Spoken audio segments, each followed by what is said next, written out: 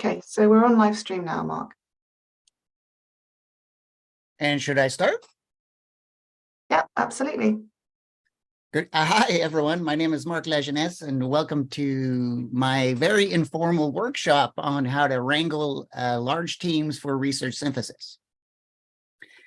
And before starting, and maybe you need a little bit of introduction of who I am. I'm an ecologist at the University of South Florida, and I've experimented a lot with including many groups of people at various stages in their career into research synthesis projects. So for example, right now, I'm teaching introductory biology. I have 250 students. And I have all these students helping me out doing a scoping review on a topic. And what you'll find is a lot of the details I'm going to talk about today have to do with my many, many failures in getting consistent outcomes. And I can't say I quite have a solution to streamline the whole process in including a lot of people, but I've certainly learned a lot of things along the way, and I'm hoping to share these with you. And if you're willing to take on a large group, and when I mean a large group, well, I'm getting ahead of myself here. When I mean a large group, I mean more than 50 to 200 or so individuals. It gets really difficult. And at the heart of all this, we want to create a high quality synthesis. And when you include many, many people, again, with various backgrounds and whether or not they understand research practices, there's a lot of challenges with consistency. And so a lot of the details I'm going to talk about today is trying to make the whole team on the same page so that you could get consistent outcomes. And maybe walk away making decisions on whether or not you want to include a very large team. So without further ado, let's just jump into it and begin with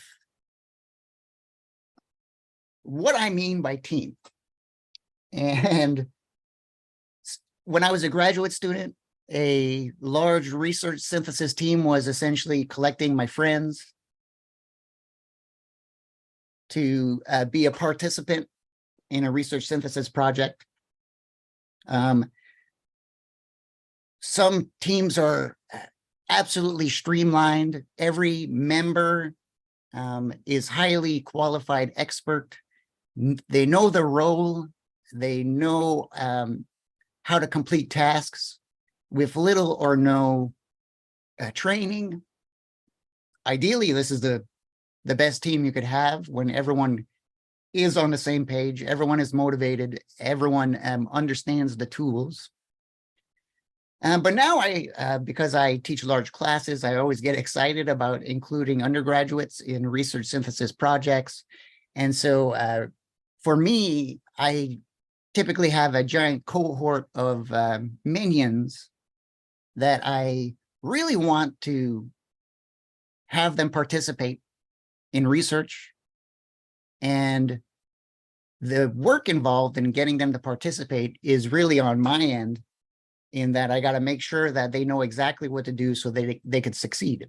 Now, it doesn't matter which team you have, right? Either it's a bunch of colleagues, you're part of a work group, you got some funding to parachute people together and work on a project, or if you are part of an existing team where you just crank out systematic reviews or meta-analyses, or if you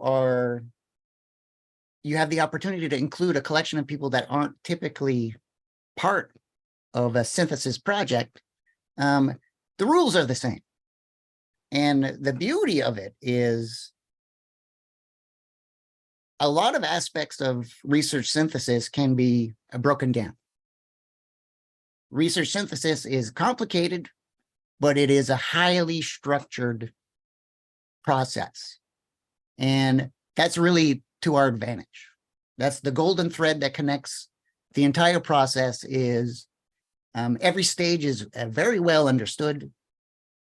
And so I'm going to cover a lot of these stages, and I'm going to discuss which ones are most amenable to including many people in terms of like the dividing jobs and handing out, distributing effort to complete those tasks. Right. So here, for example, this, you could see this applies to any type of multi-member group task assignment where you got a big job, you break it down into little parts, and then with those little parts, you distribute it to many people.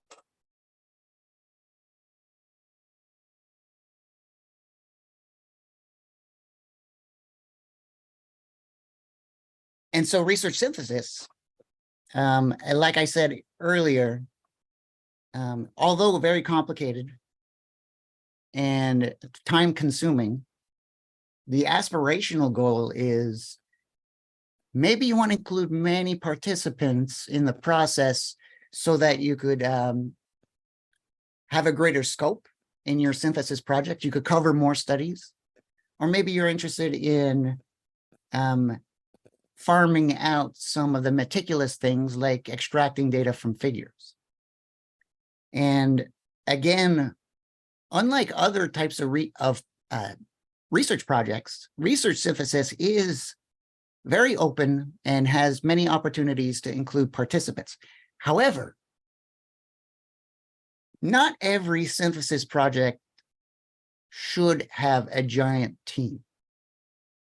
I mean, if you feel like you're including a lot of people because you want to increase efficiency, the pace of a systematic review or meta-analysis, you may actually find yourself slowing down the entire process by including all these people, because you got to train them. You got to catch them up.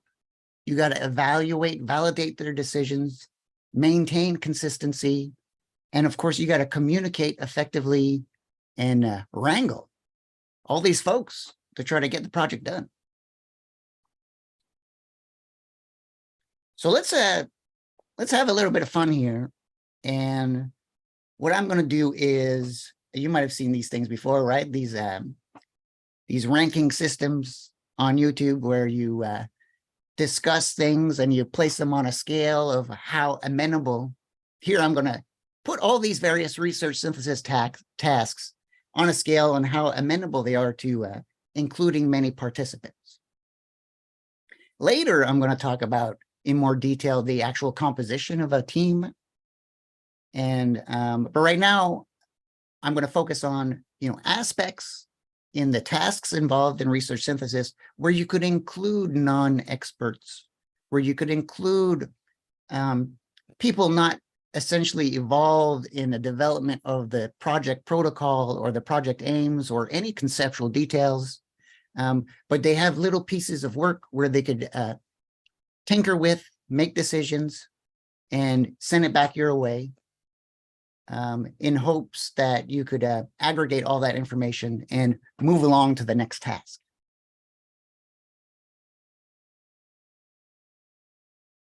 All right. Okay, so one of the first stages is the scoping stage. Now, depending on how far along you are in your project, sometimes you have an idea and you just need to figure out what's been done and whether or not there's many studies out there, whether or not they're complicated. I think this is an opportunity, yes, to include many people. And so I will put scoping as, kind of a B or A level, S being the best, as being the most superb task, research synthesis task that is open to broad participation of people. Scoping's okay. I'm doing it right now with 250 students. And what I'm having them do is just kind of wander around willy-nilly in an unstructured way to try to find studies that are relevant to our topic. Now, my aims are very different than probably what you're interested in. My aims are to teach them science, teach them how to navigate references and how to understand how science is reported and published. And the ancillary benefit is I'm getting a feel on a real research project. And so they have a task where I tell them, we are doing this topic X. Go out there, find a primary research study, provide me the citation and a PDF. And I want you to code a little bit of information about that study related to our topic. Overall, that's fairly successful, but again, I'm not using their decisions or the information they collect to do a proper synthesis project. I'm just scoping out what's out there. Searching. Okay, really a key stage. The idea is to have like a bunch of keywords to mine a bunch of bibliographic databases, sources. This, I don't think, is something that you could distribute to work unless you have many databases you want to hit on. But the overhead of that is actually fairly difficult because, you know, for each database, the keyword search string will have to be modified.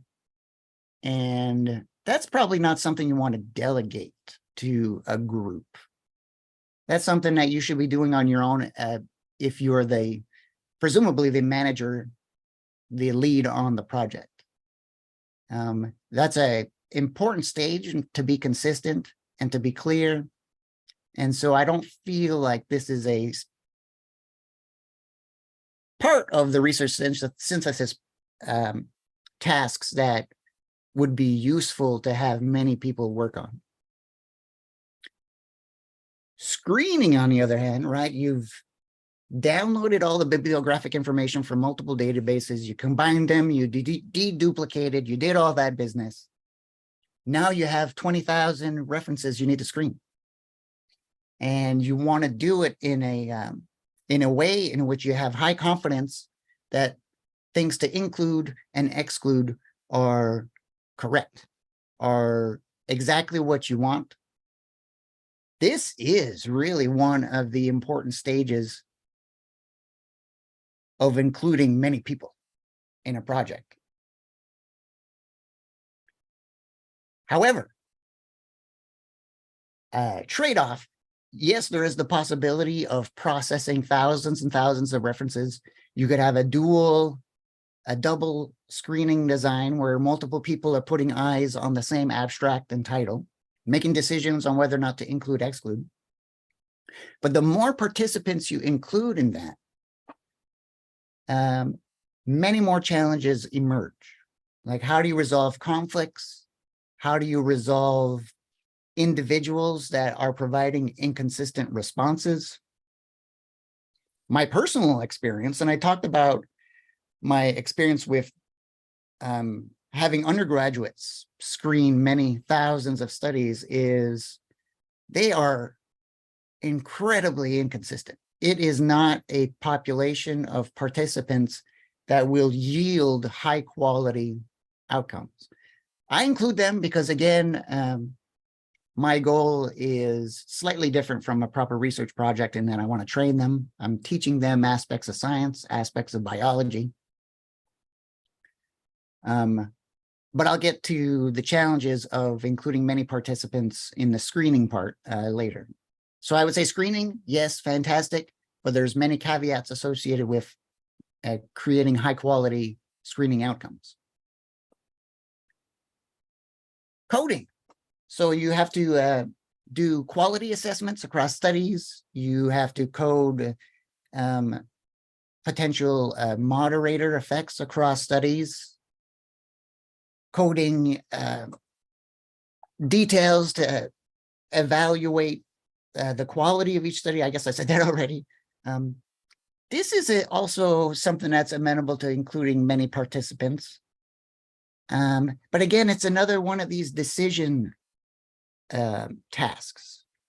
And depending on how you train people, unless they have a rigorous understanding of the concept that you want coded, you're going to get inconsistent outcomes. Sure, you could built in again, dual screening, double coding of each study, again, to measure consistency. But then because there's many participants, you fall under the same challenge as screening efforts in that how do you reach a consensus across those decisions? How do you reach a consensus across disagreements? If the things you're extracting are numerical, how do you address different values in those numbers? It gets very complicated. And in the end, even though you've delegated these tasks to many groups and maybe you've processed a lot of stuff, you end up spending a lot of time, or maybe you assign a new team to validate and double check that information. It's another iteration in the process where a lot of the work that's done may get dropped because it's not of high quality. And so for many parts of the workshop that I'm going to talk about later is trying to avoid these multiple iterations of reassessing, redoing these repeated tasks over and over again because some participants are not quite achieving the desired outcomes. Another important aspect, if you're doing a meta-analysis more than a systematic review, is you're, again, extracting numerical information, extracting outcomes. This, I feel, there's mixed opportunity for extracting information from studies. I know that undergraduates should not be involved in the extraction of study outcomes, numerical outcomes. They just don't quite have that sophisticated understanding of the scientific process yet. There's no clear understanding on their end of experimental design, of statistical tests, of interpreting and understanding what's relevant from a figure. And so the team that you want to be involved in that heavy extraction process, which is by far the most tedious and difficult, because every study is unique, a different puzzle to solve in terms of extracting the outcome. That is not something that should be delegated to someone that is a novice scientist. And I'm including undergraduates as a novice scientist here because they just haven't read enough. They haven't taken many courses. They don't, in my case, they don't understand the biology yet. And so having them extract like a contrast, a controlled treatment contrast out of a study is a lot to ask them for. However, those tasks can be further cut up into more generic repeated tasks. Like if you make a decision on what's important to extract from a study, right? And you know that there's valuable information locked in a diagram, in a figure, then collecting all the figures that you need to extract data from is something that you could delegate to someone else, to someone that is inexperienced, because all you need to do is train them on how to do the extractions, and you don't need to have them understand or make decisions on what to extract. And in fact, my advice for that kind of stuff is I just have them extract everything from the plot, right? Don't let them make a decision on what's important or relevant. Have them extract the whole thing. And then you come in and you pull out the numerical values you want from the plot. Okay, we're getting there, slow but steady. Hypothetically, all the outcomes have been extracted, and now we're at the synthesis stage. This is not a task that can be delegated or distributed amongst multiple members. The analysis and the interpretation of the results, that's kind of left to the core team, people involved in devising the protocol or devising the aim of the study. And that's not anything you could farm out, right? So the synthesis part is really like a low level task in terms of delegating to many, many people, right? I'm not saying you can't delegate it to a statistical expert. That's fine, right? But would you distribute your analyses to a dozen statisticians, to a dozen people to analyze and synthesize? I feel like that's a mess that you shouldn't need to worry about. Finally, the last part, which is the writing and the reporting of the project. I like to include many people involved in that process, mostly because it's a good training opportunity for people to experience how to effectively report a synthesis outcome, how to discuss potential biases and issues with the data set. Having people involved in that process while you're generating the text and the discussion and the results, I feel like is important. However, I don't think that's also something that you could distribute to hundreds of participants. That's you're not going to get anything that's readable emerging from that. So reporting kind of falls on the low end too. So what I'm hoping that you get from this process, right, ranking these different tasks, is there are many opportunities to include many people. There are many tasks that could be distributed. But the remainder of this workshop is not so much about, whether or not these tasks can be distributed to many people, but more of how do you manage that process? How do you make sure that they're doing high quality jobs, right? They're getting little jobs. Are they doing it effectively? And then what do you do with all that stuff once it comes in? And I could tell you right now, I've experimented so much with this, and I still haven't quite resolved the problem. And so I'm hoping what you get is me describing the challenges that I faced, these ad hoc solutions to getting many people involved, and then so that you could avoid some of my mistakes, so that you could maybe better strategize, use better tools. I tend to limit myself in R, but right now there's a lot of cool stuff out there that could facilitate the collaboration of these tasks.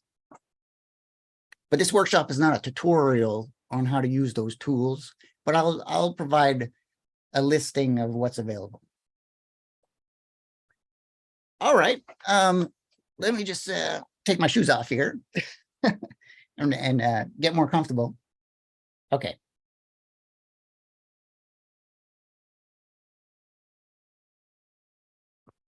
So let's move on.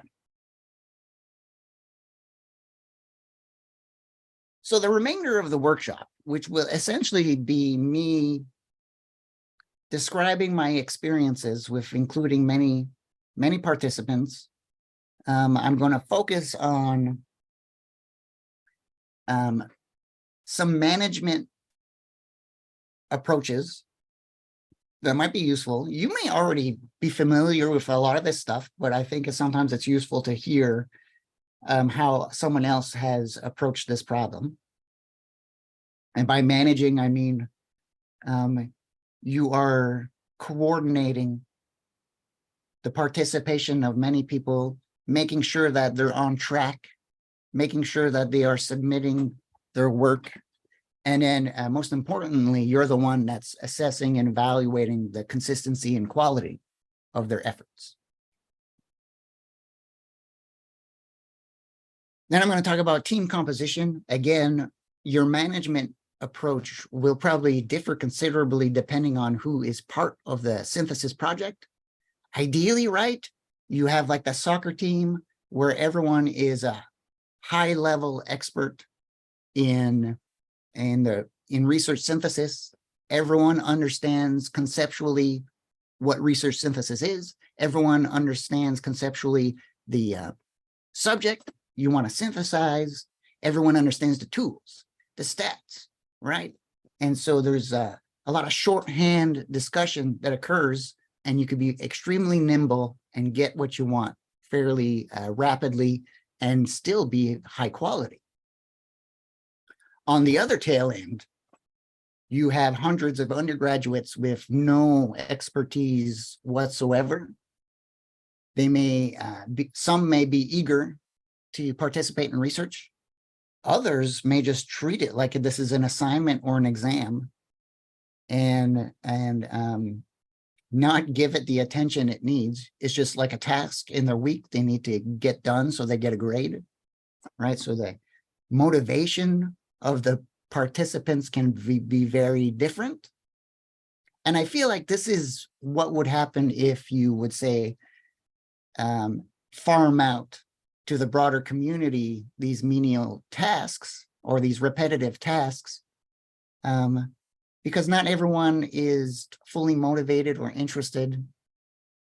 And you know, gamifying all these things, or say hypothetically you invite hundreds of people to extract data from figures, you're opening I feel like you're opening yourself up to a world of pain if you do that, because you really need to think ahead and organize a system that allows for repeated validation of decisions.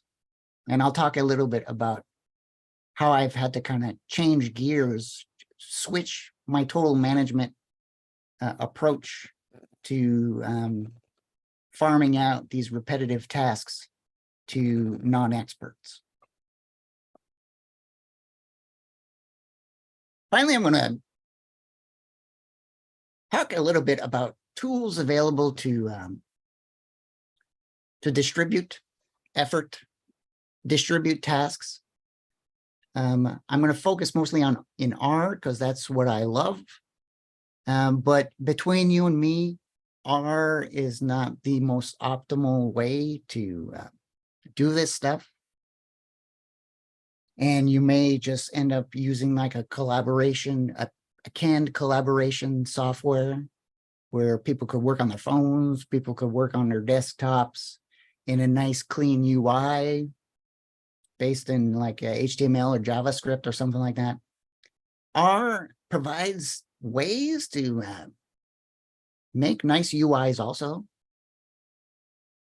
But the challenge is like how information is returned to you, right? So you may create a nice shiny app that is meant to code or help people input their study extractions.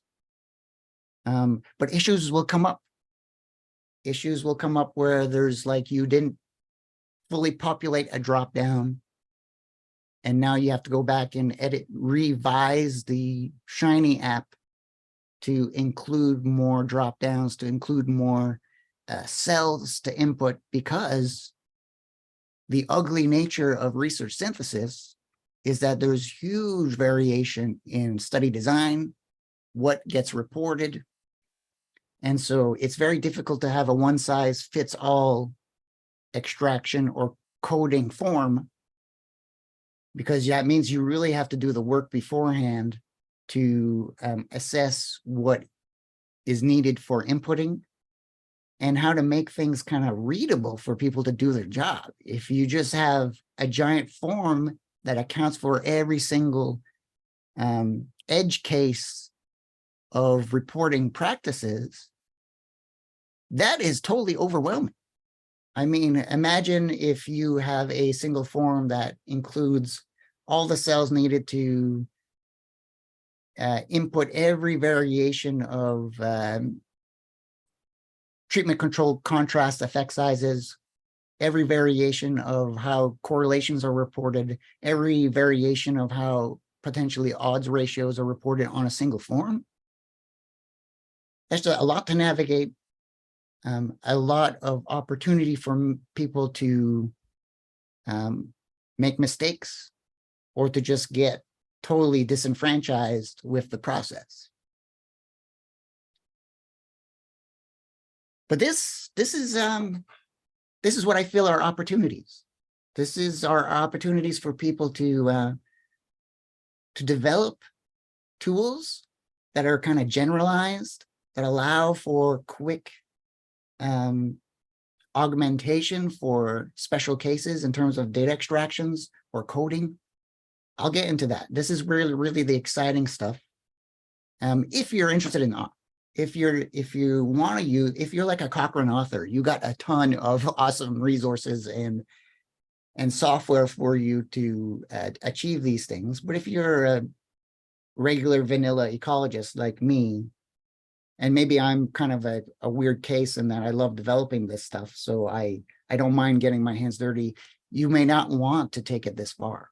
It may just be quicker to just do it the old-fashioned way, where you have a giant Excel sheet with many columns, and that's where people input their data. But let's keep moving here, because there's many things I want to discuss in detail. So let's sit back a second here and talk about why we want to include many people in our synthesis projects. And I think the idea is it's very enticing to just want to take a big bite out of something, to have like a really broad scope and process thousands of studies, to have like a broad conceptual mapping of related but diverse research topics, and just farm a lot of that stuff out in hopes to be able to synthesize it, to provide a broad overview of what's been done. And if you've done a research synthesis project, you could see, oh yeah, okay, you know what, when I did this X research project, I really spent the bulk of my time in the extraction task. In the process pipeline, extracting data was the most tedious and time consuming. If I had help in doing those things, I could have done it quicker. I could have done it more efficiently. I could have covered more if I had broadened my research topic. I think that's the aspirational goal, but in practice, it is difficult. And when you pull in many people, there's many things that come up that you don't anticipate that could really stall many tasks along the research synthesis process that is not efficient, right? You're spending a lot of time making sense of what they've done. You're spending a lot of time catching people up. You're spending a lot of time organizing resources, making sure everyone has the tools or what they need to succeed. And so even though you're like, oh, I'm going to save so much time by farming the stuff out, now you're spending a lot of time doing these additional and managing tasks that, at least for me, are not super exciting to do. So here are some pros and cons of having a large team. And I'm sure there's many more, and I've overlooked a bunch, but I think I distilled it down to these few examples. Research synthesis, the tasks involved in research synthesis is stable. That, you know, there's a real structured process. It's not like you're approaching an experiment and then you have to account for contingencies. The research synthesis process is highly predictable in what needs to be done. And so the long view of including many participants in that process, you could see the advantages of that, right? There's advantages of having many people screen references because they could process many things. coverage, right? You could, because you have many eyes, you could expand the scope of the research topic. You could have broad coverage, which you couldn't probably address beforehand because you had limited time to achieve things. Including many people means, oh, maybe, you know, rather than doing this narrow topic, I could scale up hierarchically to a broader concept and include that little topic, but also include many more related or indirectly related topics. Task efficiency, right? And this is where I kind of have mixed opinions on. I'm never really interested in doing things quickly, but I understand there's a whole branch of research synthesis that wants to push things through fast, especially if like they are related to important emerging issues. You need a really quick assessment of what's happening. Having many people on a team can be a way in which to process and complete the tasks quickly. I feel like the best team to do that is a collection of experts, right? You're not going to zoom through a rapid review by including non-experts in that process, right? Everyone involved in that are just like Ferraris, and they're not people on bicycles. When you take on a large project, a con is, at least for me, for real, is my role changes. I mean, I see myself as like a muddy boots ecologist. I like to get my hands dirty. I want to be part of the project deeply, right? More than just a manager, more than just a supervisor. I want to be the guy catching the dragonflies. I want to catch dragonflies too. And the same with my research synthesis project is I want to be part of the screening. I want to be part of the extracting phase. And, but when you have many people, I have to let go of that control. I cannot be doing these tasks because I have to focus my attention on resolving issues that emerge as opposed to task completion. And I'll talk a little bit about that. That becomes a different managing style, even though deep down inside, I want to be the person doing a lot of this stuff. And at its heart too, I feel like I could do all these tasks very quickly, right? Sure, I have 250 students scoping a research topic, right? There's incredible opportunity for me to get a good feel for what's out there, but I could also do this on my own. And if I do it on my own, I can do it quickly. I know exactly what I want. I know exactly what's needed. I have, 20 plus years of experience doing this stuff. I could zip through it quickly. But in the end, in terms of my role, it's a lost opportunity to train a lot of people, a lost opportunity to get young people excited and involved in science. And so again, I got to change my role. I can't be the one that does all the work. I got to delegate. There's a risk of dilution effects when you distribute work across a large team. That the flow of tasks are not being addressed in a timely or correct way because there were hiccups in how they were trained, hiccups in the tools, hiccups in how information is accessible for them to make good decisions. And so as tasks get passed on to a group, there's no way you could like individually respond to things, especially if there's hundreds of people. And so there might be a dilution of information that you need to account for when you're aggregating everything that's been done And this takes up time. It sucks up a lot of time. Finally, the biggest thing that I've failed at by including many people is setting up a program where things are consistent. With undergraduates, again, you know, their motivation may vary quite a bit. Their interests will vary quite a bit. I mean, like right now, I know there's students in my class that are not interested in participating in the scoping review. I'm breaking up here. I think, okay. Is everything still okay? Can you hear me?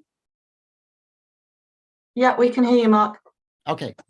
I just got a warning saying that, you know, there was an issue. You're all good. Thanks. Consistency. And last year at the this conference, I talked for 10 minutes about, you know, my challenges with consistency in screening efforts by including many people. And so I'll talk a little bit about that, but in the end, it's difficult. It's really tough.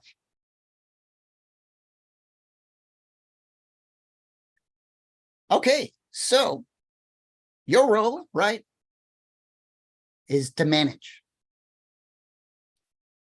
and not be the one who does the dirty work. For me, that's a internal tension that I struggle with all the time.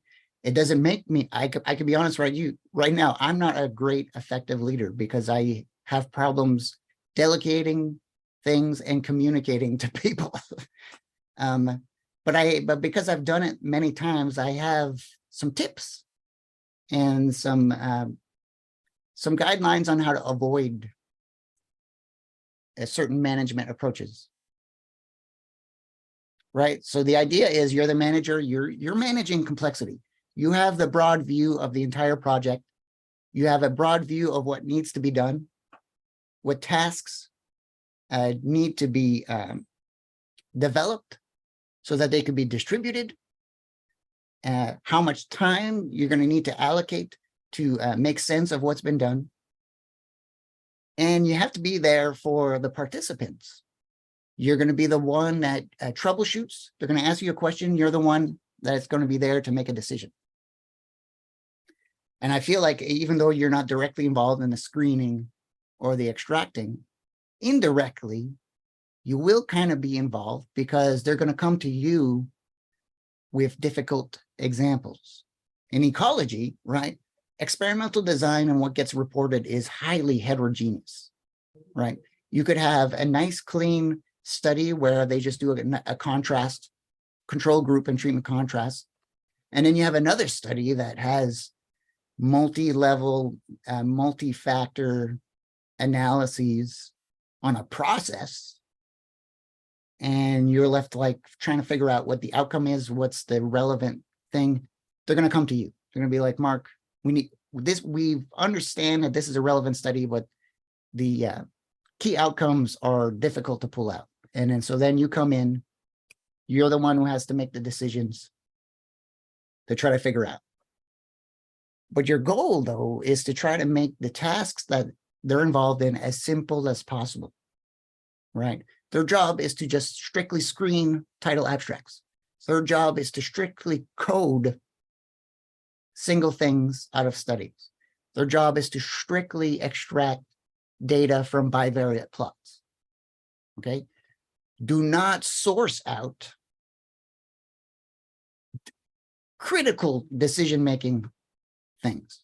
Do not have, if you have a collection of non-experts, don't let them be the ones deciding what outcomes to pull out of a study. Don't let them decide what outcomes, what studies to include or exclude. They're just not quite there yet to be able to make those key decisions. You have to have an expert group, or you have to have significant training prior to that whole process so that you could assure, you could buy some insurance that whatever decisions they make are useful. And my experience is there was 1 year where I went through 6 iterations of abstract title screening with my students, right? We screened, all the studies in one bout, half of the students were highly inconsistent. So it's like, okay, not a big deal. Let's just do it all over again. Again, a cohort of participants, totally inconsistent. And it's easy to figure out who's consistent and who's inconsistent, because again, you're using statistics like kappa statistics to verify the agreement. And usually there's always a bunch of students that are just really have no clue.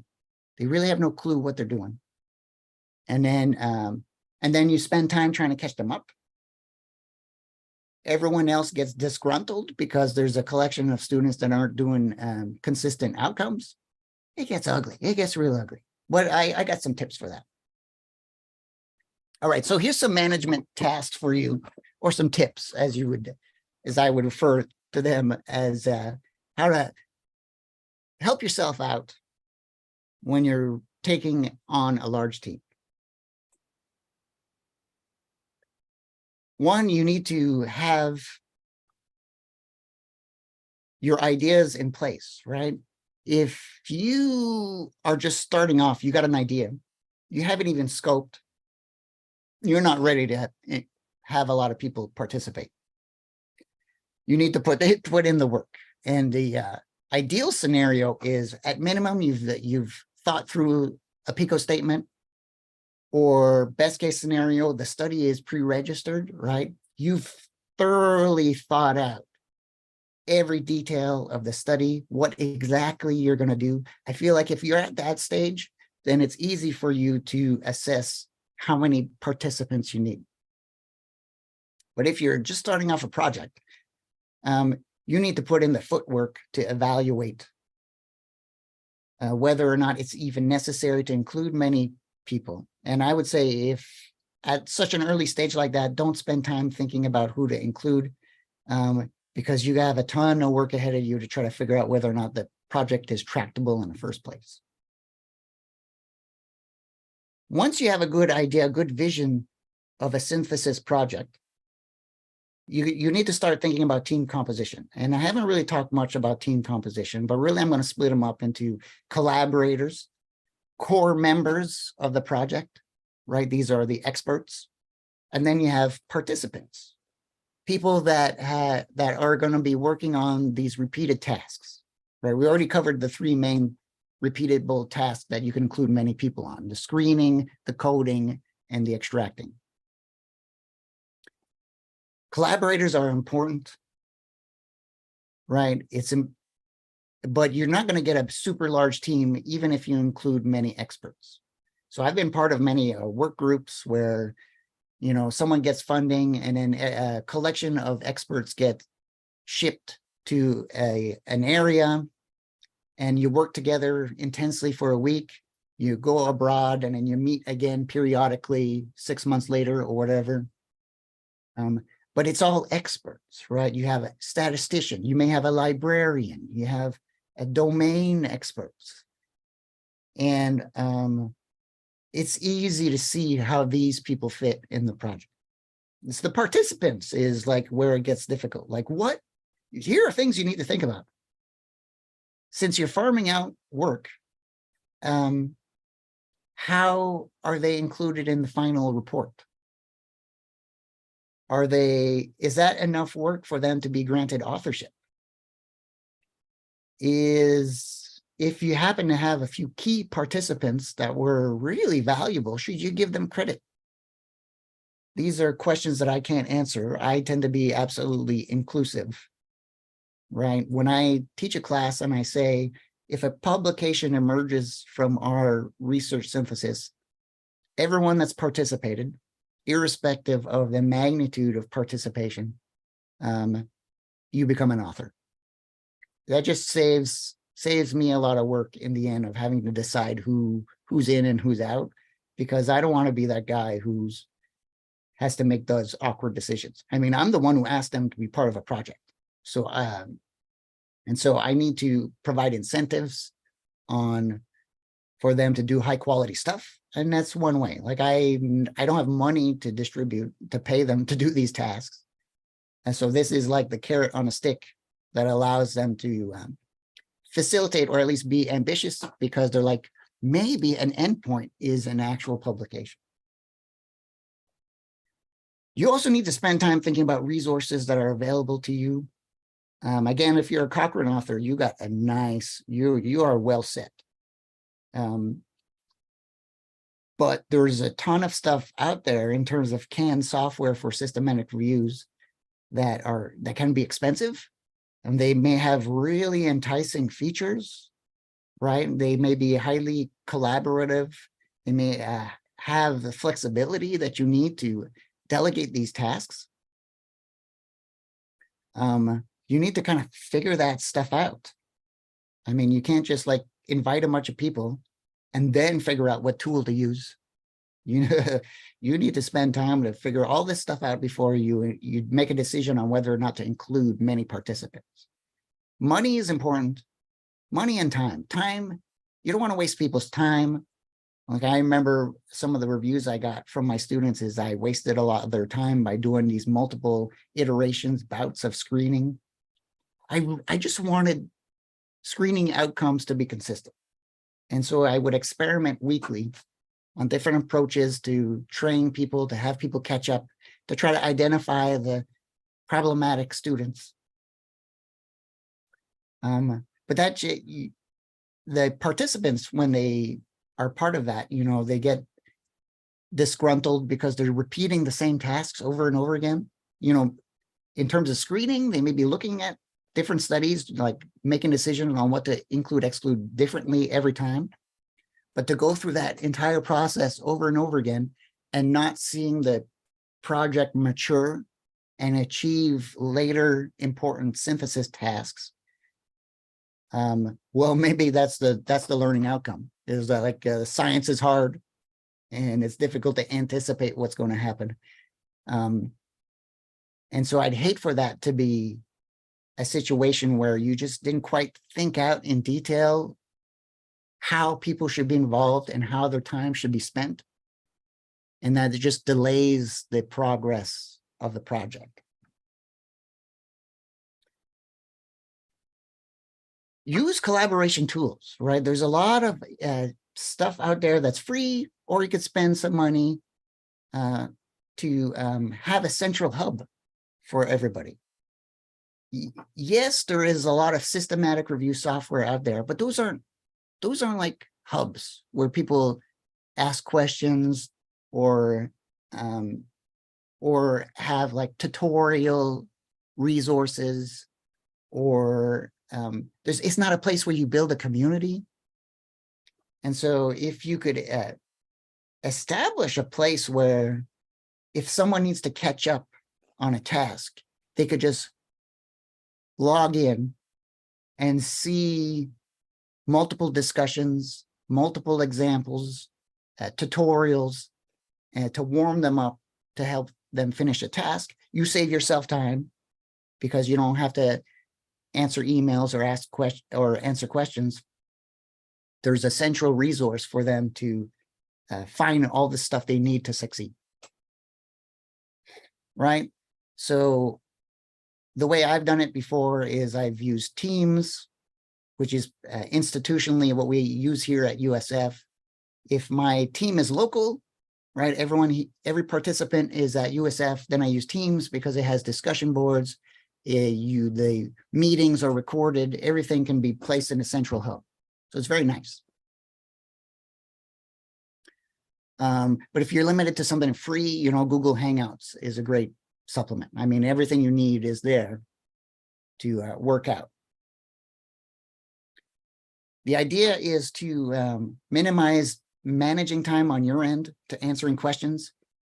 Often enough, answers to questions can be delegated to participants. Participants will answer each other's questions in chats or discussion forums.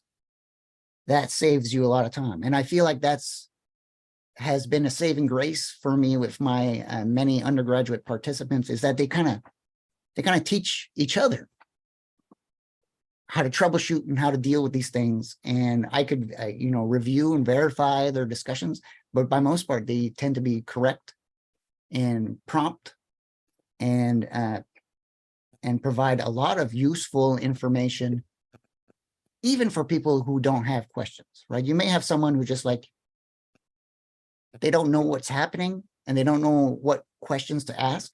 But if they visit a discussion board, they could see a collection of questions that have been asked and how they have been answered. It's fantastic. Tutorial and catch-up resources, I'm going to talk about that.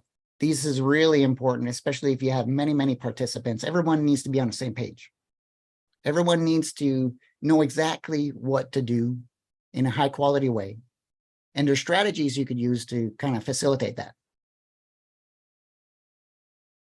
Other important things, right? You want to have opportunities for people to live edit documents or be involved in the planning. Like research synthesis is great because, you know, there's a really specific timeline. You cannot go to the extraction phase until you've collected the PDFs or found the main text of all the studies, right? So there's a real synchronicity to activities that need to be done. This adds a nice structure.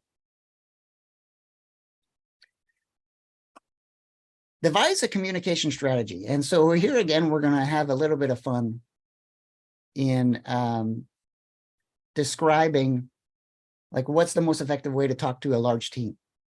And my advice, well, let me just go into it now.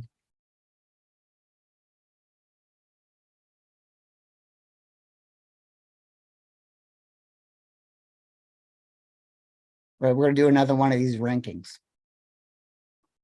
What's the most effective way to communicate to a team to make sure that everyone has what they need to succeed and to answer questions? Email is the least effective way to communicate to a large group. I mean, people won't read their emails. Your email is like distributed to a group. It may end up in people's junk mailboxes. It's text. It takes time for someone to read, interpret. Avoid, if you got 50 or 100 participants, avoid email as the way to communicate to them.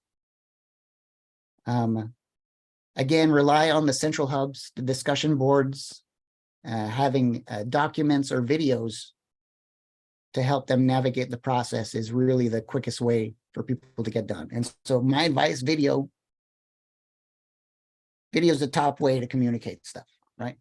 You can record the meetings. People can't attend, not a big deal. The meeting is recorded. You have to show someone how to install R. Just create a video. Don't write a document on how to install stuff. Just do a video tutorial, right? This takes less time than writing up a document.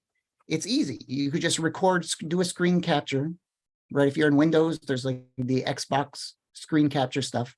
You can record it in PowerPoint, post it, and it's visual. The communication is visual. You have audio at the same time, and you have the point and click navigation. They see exactly what they need to do. They can revise it. They can rewind it. It's way more straightforward than sitting down and writing a text to guide on how to do stuff, right? And for me, when I'm delegating tasks to my students, it's all video. Here's what you need to do to install R. I go through it. Here's what you need to do to start screening studies. There's a 2-minute video to help them out with that.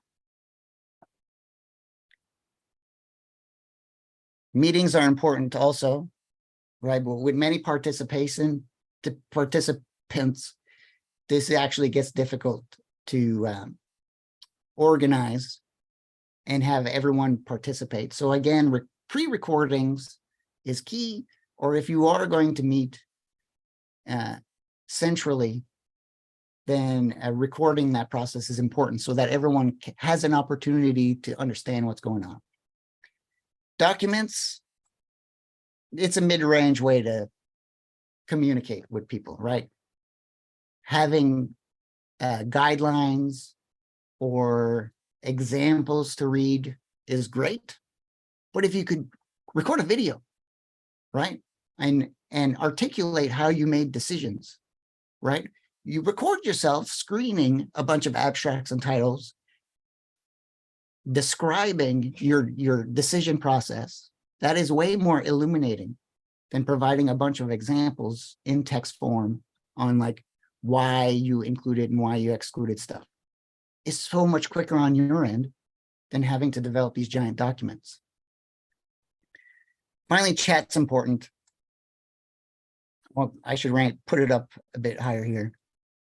A lot of questions are going to come up, and having these open chat set times to chat with people while they're meant to be doing their tasks is like, I think you just have the chat window open while they're doing a task, and you could see everyone's a real-time discussion on what's happening, how they're making decisions. Everyone benefits from that.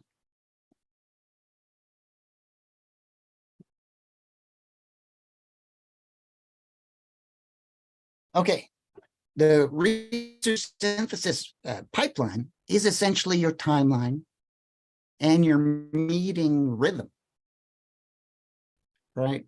You know exactly when to have rigid meetups because they appear at the tail end of completing tasks, right? Here hypothetically is the entire process of a research synthesis project. Large groups are only involved in a few key moments during that process, right? And but these are the opportunities where you meet, right? 2 weeks, a month.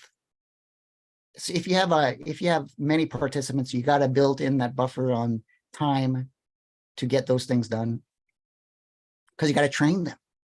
You got to give them time to install the tools they need. You got to give them time to learn the tools, to have practice examples. This sets up a rhythm. And the idea is having a rhythm where you meet at a preset time bi-monthly, for example, gives people time to anticipate when the work needs to be done, how to navigate their lives when they have to screen a ton of stuff, right? Not everyone's going to be able to screen stuff right away, but they're going to be like, okay, this is not due for 2 weeks. I know next week I got some free time. I'll do it then. Team composition. All right. I got to speed up a bit because I'm talking a lot. Right. The idea of a team is, again, you got collaborators and then you have participants, right? The ideal team is everyone's an expert. There's no overhead for the manager because you could delegate stuff and you know that whatever is going to emerge from that is going to be high quality. Everyone knows what to do. The statistician understands what to do. The librarian understands what to do. The domain expert understands what's needed. It's the repeated tasks participants that are the challenging group. And so my philosophy is like anyone can participate in a research synthesis project, right? But do you want to include a bunch of novice people? Because even though there's the opportunity for like increased scope and efficiency in tasks, in completing tasks, you are opening yourself up to a lot of training, a lot of catching up, and making sure that the novice participant has everything they need to succeed, right? So in the end, you end up spending a lot of time managing and training people, as opposed to having a collection of experts where you could skip that whole phase. And sure, you're not screening things with as much intensity in terms of eyes, but you know that they're doing high quality decisions. And all that morass is you don't need to think about. Other things you need to worry about, local teams are probably the best because you just bump into people, you could chat with them. And it's incredible how much work you could do when you're just sitting at a round table getting things done. You could ask questions directly, boom, boom, boom, things happen fast.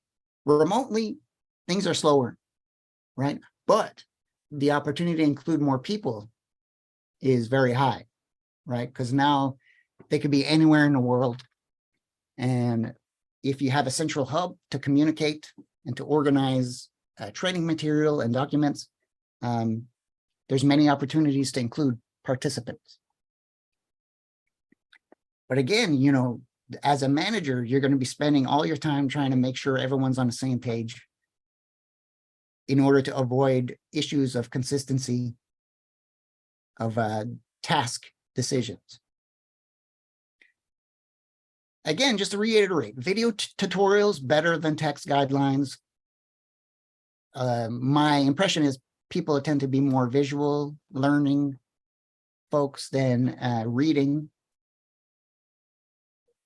Active practice is better than text examples, right? So in your guidelines, if you give a bunch of text examples, that's not the most effective way to catch someone up on what are high quality decisions. Have them do a bunch of examples as they would during a task. But you know the answers already, and it gives them an opportunity to like some introspection and evaluation of like why they made the wrong decision. Group activities are just better than individual activities. This is more challenging. If you have hundreds of people, clearly working as a group to finish a task is not effective, right? And so this really is dependent on how many people you want to include on your team. My advice is like try to synchronize smaller groups together to get things done. So in my class, for example, I have some time allocated during the lecture period for people to work together in person to help them finish their tasks. And then open discussion boards are absolutely key, right? Chat rooms, whatever. Anywhere where there's like a recording and keeping track of questions and answers is crucial, because not everyone is going to be like active at the same time of day. And so you're not going to have that synchronous communication. The chat rooms, the discussion boards allows for asynchronous learning of what to do. So here's an example of like a video tutorial that I would post. Be like, okay, your job is to extract data from figures. You're going to install the software. You're going to bring up this image, and you're going to try to replicate what I'm doing in this picture. Let's see if you can recover those numerical data. This is an opportunity to discuss a bias associated with extractions and a way to kind of develop these consistent rules to extract what you need. So you have a bunch of examples that you recorded yourself do, have them try to replicate that stuff. That's the quickest way for someone to learn something. So here's my typical workflow when I have many participants, and it's ugly and it doesn't always work, but here's what it is. Okay, so I record a bunch of videos on how to access tools like R, how to download it, how to install packages. And then there's a time period where everyone needs to achieve that before we move on to the next stage. Once everyone has installed what they have, right, then we do additional training on conceptual, because if people are making decisions, if they're screening things, they need to know what the inclusion and exclusion criteria are. And they need practice examples so that it gels in their head on how to achieve those things. Then when it's time to actually do the task, right, you're assigning them collections of abstracts to screen. You get a warm-up phase where they repeat some of these pre-known abstract decisions so that they get, and so they don't just jump into it cold, but they have a few iterations that are thrown away beforehand. That's because, you know, this is not well understood stuff, but decisions you make really varies at what stage you're at when you're screening things. At the start, you may be hot, but at the tail end, you may be cold.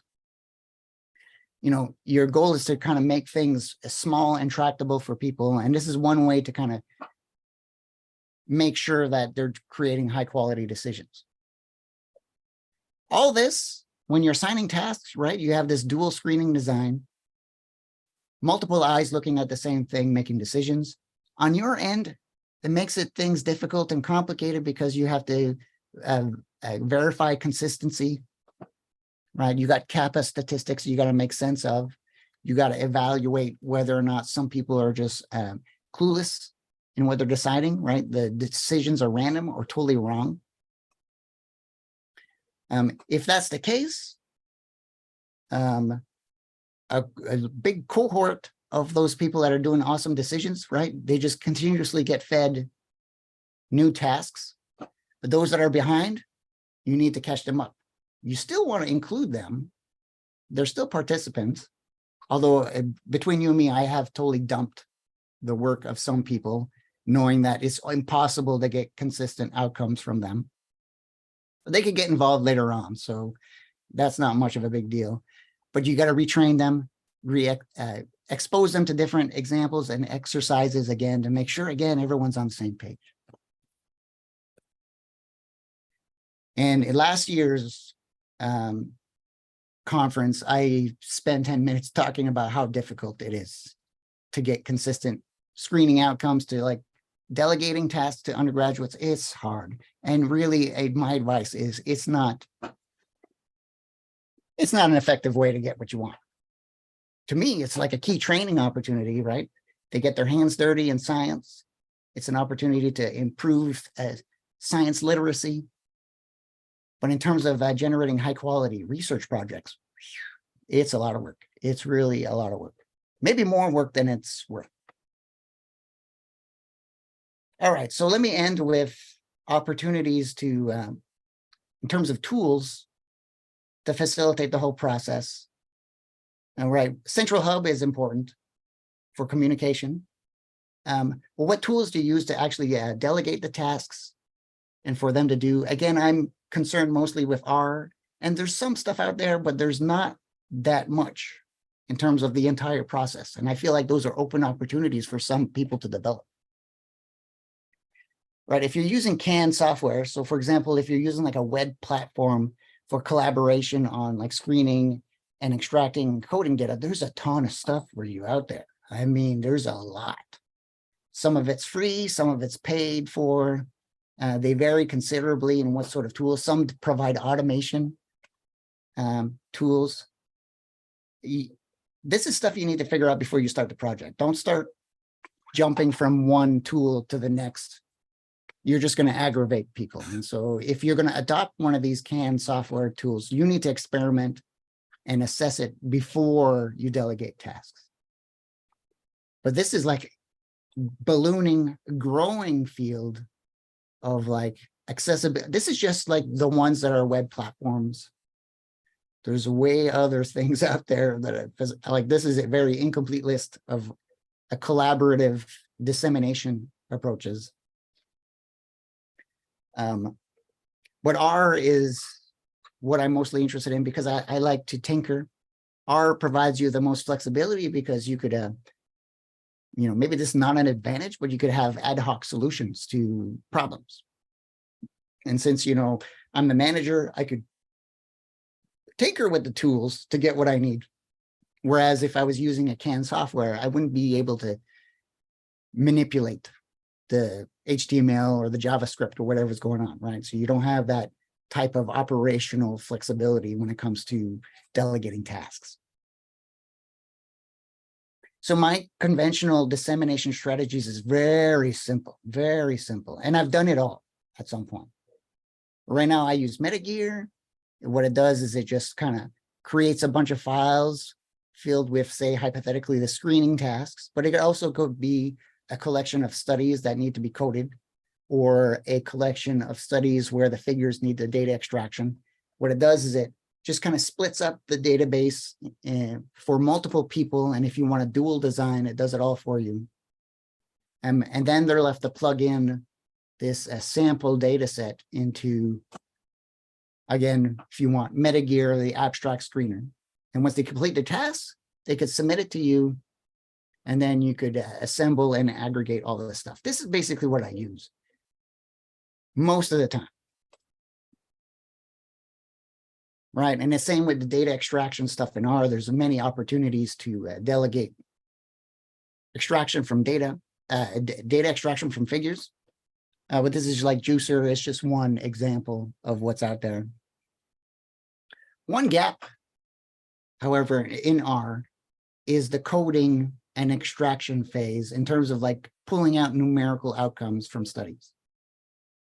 This stuff is like amenable to just having like a form where people fill out and they input, they fill in the cells of information like the means and standard deviations of what gets reported from studies. But I feel like there's no clear tool out there in R, at least, that is generalizable, that allows you to account for edge cases of difficult extraction studies. I feel like this is an open thing. And I've approached this problem different ways using JavaScript and HTML. And then when they submit the form, it gets pushed into a Google spreadsheet. Another approach I've done this is have like a form fillable PDF. And then they submit me the PDF, and then I pull out the whatever things that they integrated into the form. All this is really nice for just like coding information. But when it comes to extracting numerical stuff, there's really no clear framework to get this done. I think most people do is just kind of populate an Excel sheet. But there's way more. If you understand the process, you could create some cool tool to really pull this off efficiently. So I'm going to end with a bunch of aspirational tools that I feel could be augmented or pushed in R or other ways to facilitate the extraction and coding of studies, which I feel like is something that is not quite developed, underdeveloped in R.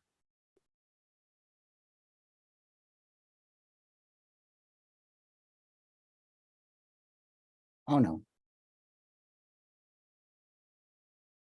Okay, so R, right? Not much in terms of coding and extraction. You could have a Shiny app.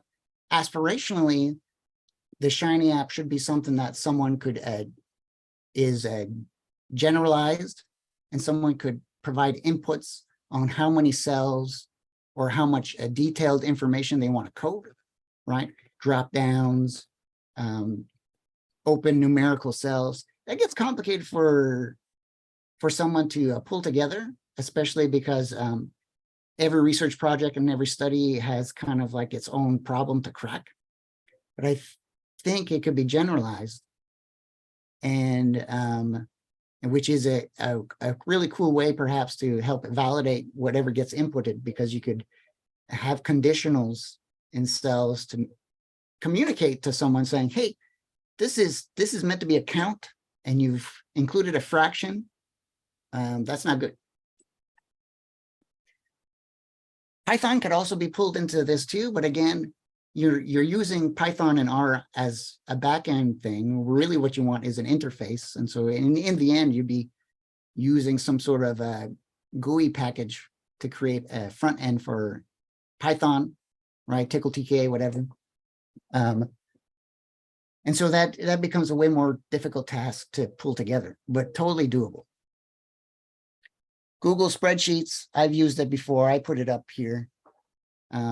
Again, it allows you to have a collection of like something that has a form structure, plug in data. A lot of people could just have access to the website, plug in the responses to studies, and it automatically populates a spreadsheet.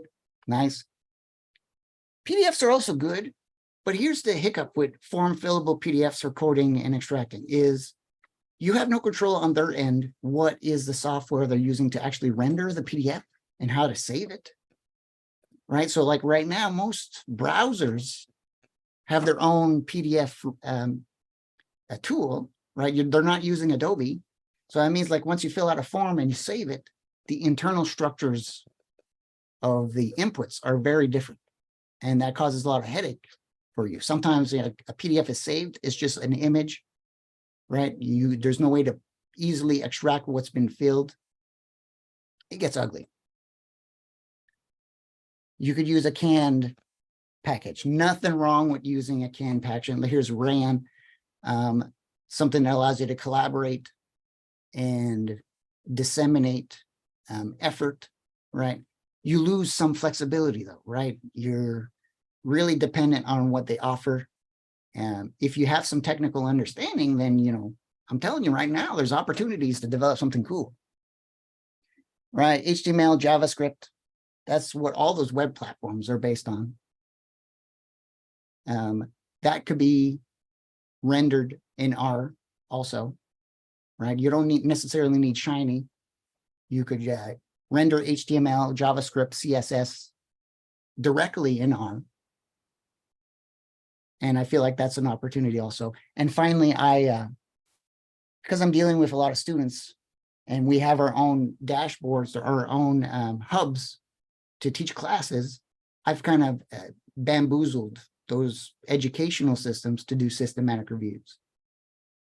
Many opportunities out there, but in my case, every solution that I've used so far have been ad hoc to specific projects. Nothing other than, say, using MetaGear has been generalizable across multiple subjects. So the person that solves that could create a generalized solution for extraction and coding, you're set. This is it. You're going to help a ton of people and facilitate the participation of many, many people. And again, to me, that's a wonderful thing because it's a training opportunity. Oh, all right. Well, I think I talked way longer than I should have. And so I'm going to leave it at that. Like, I don't know if you're going to walk away from this being an expert on how to manage a team, but I hope I provided you some thoughtful discussion on how difficult it is and what to anticipate if you want to do it. And just flat out, you know, to put this in your back pocket, if you are interested in farming out or microtasking or crowdsourcing these repeated tasks, you are opening yourself up to a world of hurt if you do not spend the time to train people. And so even though your goal is to increase the efficiency of a research synthesis project, you're slowing yourself down quite a bit because you have to develop all these resources to make sure everyone has what they need to succeed. Woo! All right, I'm out of breath.